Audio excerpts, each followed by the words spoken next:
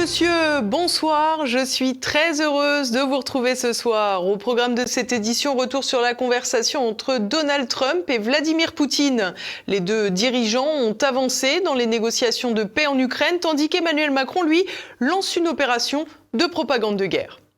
Nous reviendrons également sur la situation en Syrie. Alors que des massacres d'Alaouites sont perpétrés et que des chrétiens sont persécutés, Ursula von der Leyen a annoncé que l'Union européenne enverrait 2,5 milliards d'euros au nouveau maître de Damas. Et puis nous évoquerons aussi l'effondrement du système de santé en France et particulièrement des services d'urgence.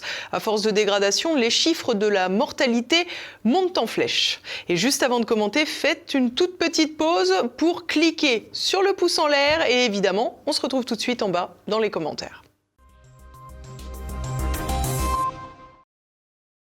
Mardi, les présidents russes et américains ont échangé par téléphone pendant plus de 2 heures une conversation qui, comme prévu, a dépassé la seule question ukrainienne, mais qui a toutefois posé les jalons d'une paix future. En parallèle, l'UE et Emmanuel Macron, bien sûr, bombent le torse comme jamais. Le point tout de suite.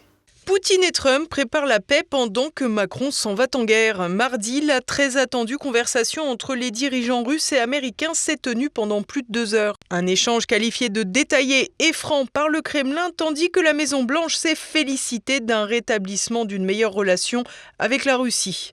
Un épisode positif, donc matérialisé par un échange de 175 prisonniers entre la Russie et l'Ukraine, soit 350 hommes, dès ce mercredi.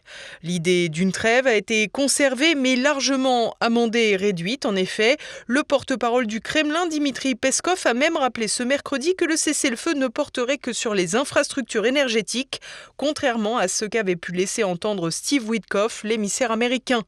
Il n'en reste pas moins que Vladimir Poutine a rapidement donné l'ordre que cesse toute frappe sur le secteur de l'énergie en Ukraine.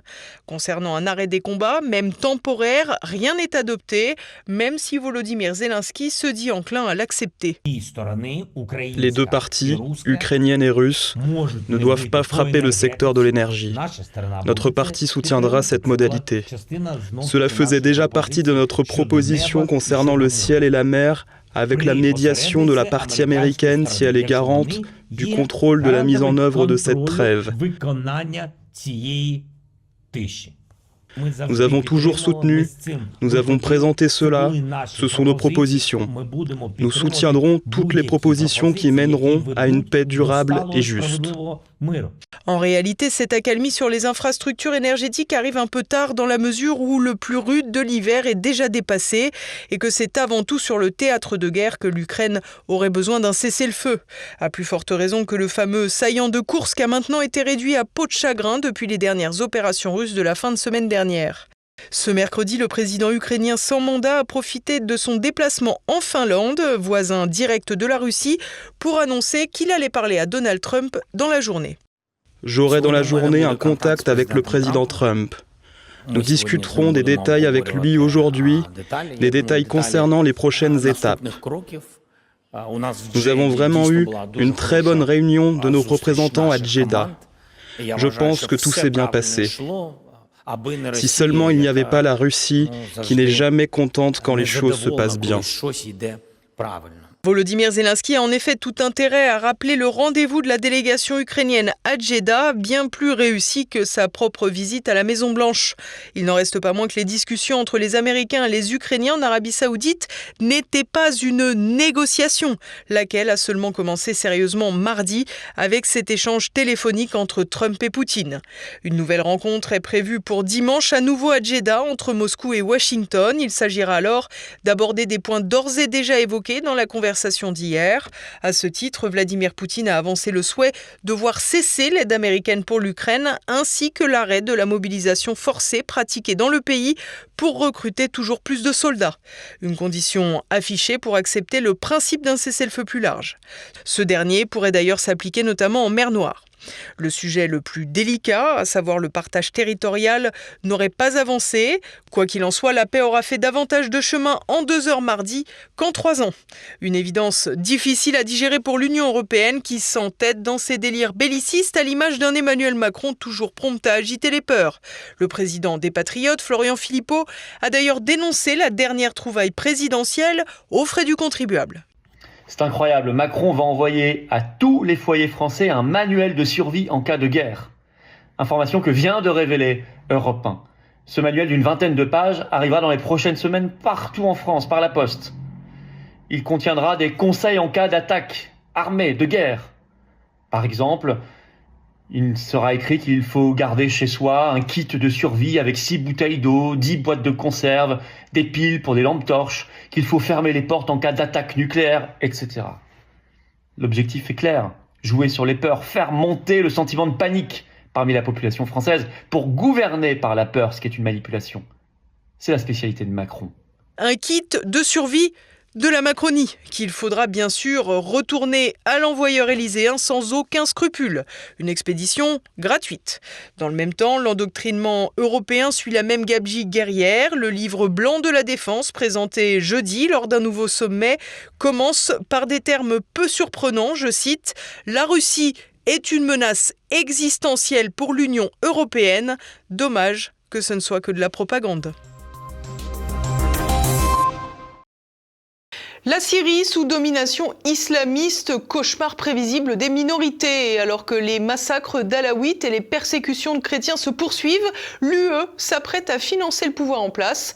Les explications d'Olivier Frère-Jacques. La peur au ventre depuis le 8 décembre et la victoire des islamistes en Syrie. Les minorités vivent dans l'inquiétude permanente et au milieu du mois de mars, leurs préoccupations ont été brutalement confirmées par le massacre de plus d'1 millier d'Alaouites, des musulmans chiites, de la même obédience que l'ancien président Bachar al-Assad.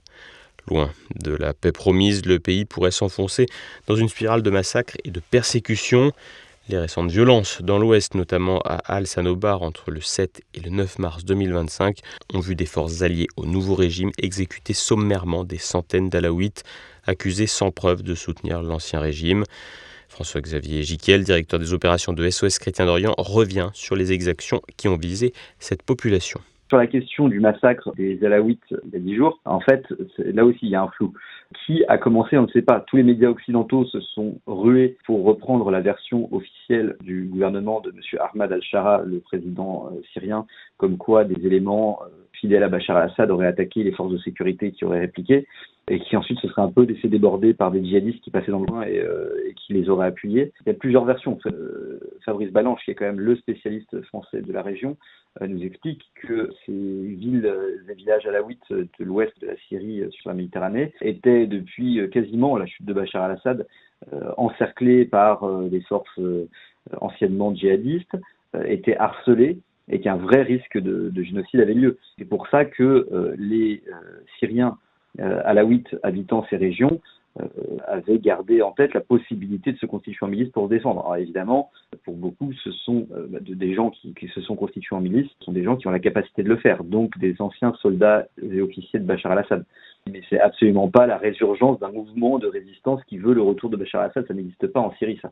Ou là, c'est très très très très marginal. Donc qui a mené cette première attaque? Est-ce que cette milice a défendu les villes et villages alaouites face à des attaques constantes des djihadistes depuis le 8 décembre, ou est-ce qu'ils ont été les premiers à attaquer? Il me semble que la première version semble la plus plausible. Et en effet, on voit qu'ils ont peut-être eu raison d'un côté, puisque même s'ils ont accéléré leur sort, les djihadistes qui étaient en face étaient prêts à les massacrer et avaient les volontés de commettre un génocide.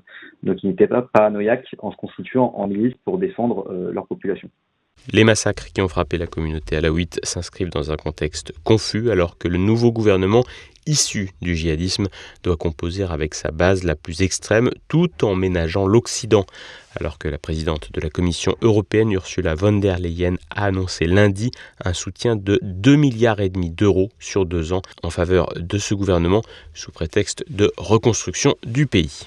Le terme confusion est relativement bien placé puisqu'on a des confusions qui s'imbriquent dans des confusions. Puisque d'un côté, on a un nouveau leader du pays qui est à la fois attendu par ses hommes pour devenir un chef du califat islamique de Syrie comme il l'a promis depuis 10 ans, et attendu par les Occidentaux comme étant le nouveau et futur leader visionnaire démocratique et inclusif pour ce pays du Levant. Donc déjà une première confusion. La deuxième, c'est en effet de savoir vers où va la Syrie, quelle sera la place des minorités. Sur ça, une loi constitutionnelle est passée la semaine dernière, jeudi dernier pour être exact, qui garantit en effet les droits des minorités et la pratique libre de toutes les religions, La question est de savoir si le gouvernement en place veut vraiment l'appliquer et si surtout il le peut vis-à-vis de sa base ultra-radicale. Dans ce contexte, les chrétiens demeurent particulièrement exposés, mais se trouvent aujourd'hui sur la sellette, menacés par les islamistes et leurs alliés, nouveaux maîtres du pays, et alors que leur sort ne semble pas être la priorité de l'Union européenne ou des autorités françaises. Sur plus d'1 millier de personnes qui ont été exécutées froidement par les ministres. On parle de 1400 morts à peu près, mais il y a eu des combats assez rudes. Au moins 1 millier de personnes qui étaient exécutées froidement. Et on a vu les vidéos, on parle de femmes, d'enfants, de jeunes hommes, etc. Il y a en effet des chrétiens qui ont été tués. Ça reste une petite minorité. C'est vraiment les alaouites qui étaient visés en tant que membres d'une branche de l'islam à laquelle appartenait l'ancien président syrien Bachar al-Assad. Les chrétiens n'ont pas été visés, mais clairement, ils sont sur la sellette. Il n'y a pas eu de menace claire des autorités vis-à-vis des chrétiens. Au contraire, ils ont assuré qu'ils les protégeraient. Dans les faits, il y a des brimades et des humiliations quotidiennes. Encore hier, je recevais la vidéo d'un convoi de voitures avec des grosses enceintes qui passaient devant les églises pour dire « Convertissez-vous, vous n'aurez pas de place au paradis en tant que chrétien, vous êtes des mécréants, convertissez-vous ». C'est à peu près quotidien en Syrie. Les vainqueurs complètement décomplexés affichent leur mépris vis-à-vis notamment des chrétiens qui sont dans l'expectative de savoir à quelle sauce ils vont être mangés. Des populations dans l'expectative et une histoire qui pourrait indéfiniment se répéter au Proche-Orient où la part des chrétiens ne cesse de diminuer au fil des décennies. Massacrés hier lors de l'avènement de l'État islamique, brimés par les héritiers du Front al-Nosra et d'Al-Qaïda aujourd'hui, les chrétiens pourraient bien être sacrifiés sur l'autel d'une transition illusoire saluée par l'ensemble des chancelleries occidentales. Les urgences françaises au bord de l'explosion. Une nouvelle étude atteste que les services sont littéralement saturés et dégradés. Conséquence, la mortalité augmente. Renaud de Bourleuf. Les urgences de plus en plus mortelles. Ce mercredi, l'adresse, service statistique du ministère de la Santé, a publié les résultats d'une enquête sur les urgences. L'étude a été réalisée en juin 2023 auprès de 58 000 patients accueillis dans les 719 centres d'urgence générales et pédiatriques de France. Le constat est alarmant. La moitié des patients passent plus de 3 heures aux urgences. 10 ans plus tôt, la durée moyenne était de 2h15. Dans les cas de transfert vers une autre unité de soins, on parle de 8 heures d'attente. Les patients dirigés vers une unité d'hospitalisation de courte durée peuvent quant à eux attendre jusqu'à 14 heures. Une attente dans ce que les soignants appellent eux-mêmes parking de brancard, des couloirs bondés de malades dans des états plus ou moins graves. Une situation due aux fermetures de lits, plus de 20 000 suppressions pendant le quinquennat d'Emmanuel Macron. Il avait déjà évoqué l'effondrement des urgences lors d'une allocution télévisée en avril 2023, l'année où 4 900 lits ont été supprimés. Notre système de santé sera aussi profondément rebâti. Mais il faut des résultats concrets à court terme. D'ici la fin de cette année, 600 000 patients atteints de maladies chroniques qui n'ont pas de médecin traitant en disposeront. Et d'ici la fin de l'année prochaine, nous devrons avoir désengorgé tous nos services d'urgence. À l'époque, la fin de l'année prochaine désignait en l'occurrence décembre 2024. Depuis, malgré les déclarations, la situation n'a cessé d'empirer. En septembre, après l'autosatisfaction du ministre de la Santé démissionnaire Frédéric Valletoux, qui affirmait que la situation des urgences s'améliorait un peu par rapport à l'été passé, la Fédération française des hôpitaux parlait de dégradation. L'activité est en hausse dans la majorité des services d'urgence et l'accès à un lit, le problème majeur évoqué par les soignants, qui se dégrade dans 9 hôpitaux sur 10. À cela s'ajoutent les problèmes de fermeture d'urgence, près d'un centre sur 10 en aura connu une pendant l'été 2024. Pour l'adresse, comme pour la Cour des comptes dans un rapport de novembre dernier, le désert médical peut contribuer à expliquer la dégradation des urgences. Il y a dans ces services des urgences entre 20 et 40% des consultations qui pourraient être prises en charge par d'autres structures. Mais les patients s'y dirigent tout de même, faute d'avoir pu obtenir un rendez-vous chez un généraliste. En 20 ans, le nombre de visites à domicile a été divisé par 3, malgré le vieillissement de la population, qui est donc plus souvent en difficulté pour se déplacer. Un phénomène qui met la vie des patients en danger. L'association professionnelle SAMU Urgences de France a alerté sur la surmortalité provoquée par la dégradation des conditions de travail et de prise en charge au sein des services d'urgence. À partir de ces données, la Cour des comptes note qu'une nuit passée sur un brancard aux urgences augmente de près de 40% le risque de mortalité hospitalière des patients âgés. Le nombre de décès inattendus aux urgences peut être de 10 à 30 par mois et ne concerne pas que les personnes âgées. Au mois de janvier, à Longjumeau, dans l'Essonne, une femme âgée de 20 ans, atteinte de drépanocytose, est morte après avoir passé la journée entière aux urgences dans l'attente de son transfert. Un exemple parmi tant d'autres d'un système totalement à bout de souffle. Et à présent, faisons un rapide tour de France.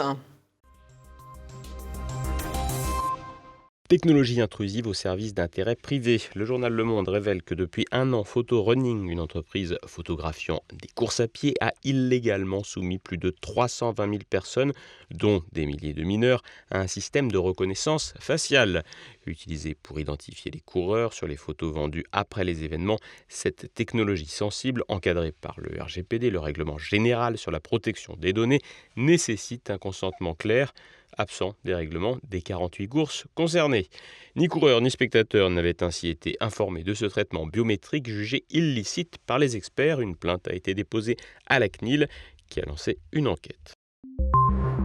Changement de tête dans l'audiovisuel public. Mardi, Muriel Plénet a été nommée directrice adjointe de l'information du groupe France Télévisions et directrice de France Info. Elle quitte donc son poste de directeur de la rédaction nationale de France Télévisions, où elle est remplacée par Nathalie Saint-Cric, une promotion qui passe mal dans les équipes de rédaction. En effet, Nathalie Saint-Cric est connue pour ses partis pris et son népotisme, comme avait pu l'illustrer les polémiques concernant sa nièce, l'ancien ministre Amélie Oudéa-Castéra. L'éditorialiste commentait l'action de celle qui était ministre de l'Éducation en omettant de préciser leur lien de parenté.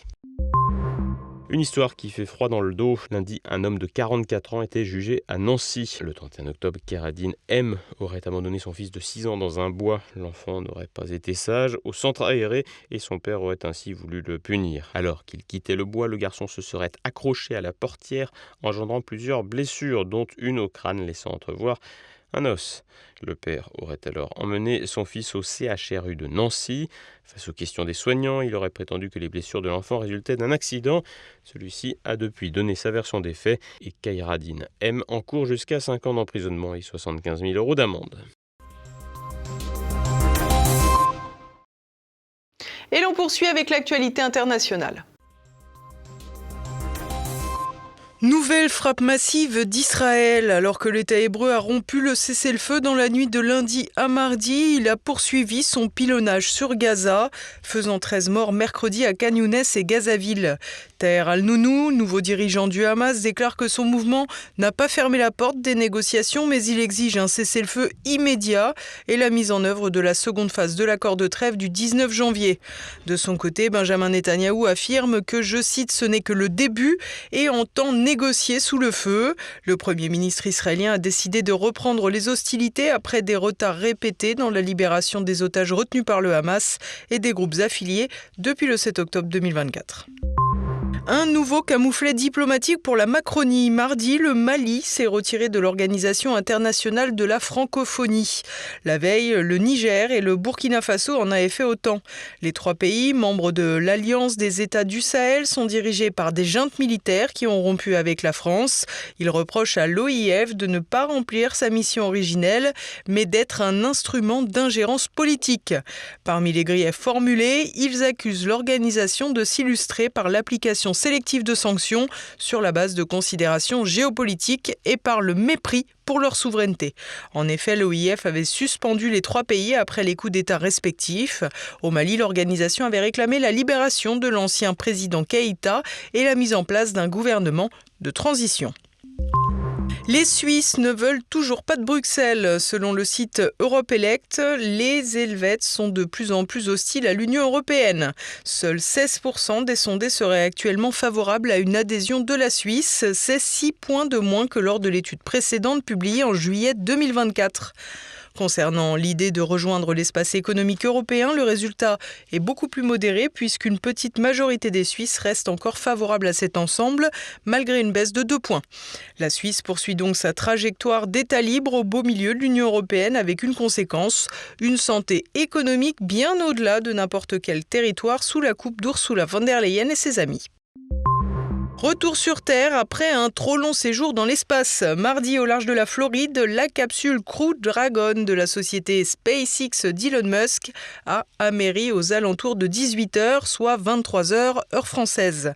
Les astronautes américains Suni Williams et Butch Wilmore sont ainsi revenus sur la Terre après un blocage de 9 mois dans la Station spatiale internationale. Ils étaient partis en juin pour une mission qui ne devait durer que 8 jours. Mais les nombreuses défaillances techniques de leur appareil Boeing les ont empêchés de rentrer. Après plusieurs mois dans la Station spatiale internationale, ils doivent à présent suivre un programme de réadaptation à la gravité terrestre. Et voilà, nous approchons de la fin de cette édition. Ce soir, à partir de 20h, retrouvez un nouveau numéro de Bistro Liberté. Éric Morillo reçoit Caroline Galacteros, Nicolas Dupont-Aignan, Florian Philippot et Régis Le Sommier pour évoquer les négociations autour du conflit en Ukraine. J'ai 25 ans de carrière de grand reporter. J'ai couvert la plupart des conflits des 20 dernières années, l'Irak, l'Afghanistan, la Syrie, le Mali, etc. Mais je n'ai jamais vu un truc comme l'Ukraine. Jamais. Les Américains assistent tellement l'Ukraine que même si on voulait prendre la place, avec tout le potentiel de nos armées, on ne pourrait pas le faire. Au moment où tout nous prouve qu'il faut être souverain, indépendant, c'est là où le seul atout qu'on a, ils veulent brader. Donc il y a d'abord un truc à dire aux Français, et il va falloir leur dire matin, midi et soir, parce que l'inverse va leur être dit matin, midi et soir, et c'est toute la base qui nous emmène vers la guerre. Il n'y a pas de menace russe en France. Exactement. Voilà. Il faut le redire et le retweeter tous les jours. Il n'y a pas de menace russe en France. C'est de la foutaise. Ça, c'est de la foutaise. Parce que la façon dont ils préparent les esprits, méthodiquement, c'est méthodique ce qui se fait en ce moment. Je me souviens d'une communication d'ailleurs relayée par France Info qui disait Emmanuel Macron annonce un cessez-le-feu dans quelques semaines. C'était stricto sensu ce que lui avait dit Donald Trump la veille. Donc ça veut dire qu'il reprend la communication de Donald Trump pour un peu montrer qu'il est aussi dans la partie. Donc on est arrivé à un moment donné où les Russes n'ont eu d'autre choix, à la fois pour venir au secours des populations du Donbass qui allaient se faire bombarder dans une blitzkrieg par les forces ukrainiennes qu'on entraîne depuis 2015, quand même, je le rappelle. Ça, c'est une chose. Dès à présent, retrouvez également Passé Présent. Guillaume Fiquet reçoit l'anthropologue Philippe Diribarne pour évoquer l'histoire du travail du Moyen-Âge à nos jours. C'est à présent la fin de cette édition. Merci à tous pour votre fidélité. Rendez-vous demain pour une nouvelle édition. En attendant, portez-vous bien. Bonsoir.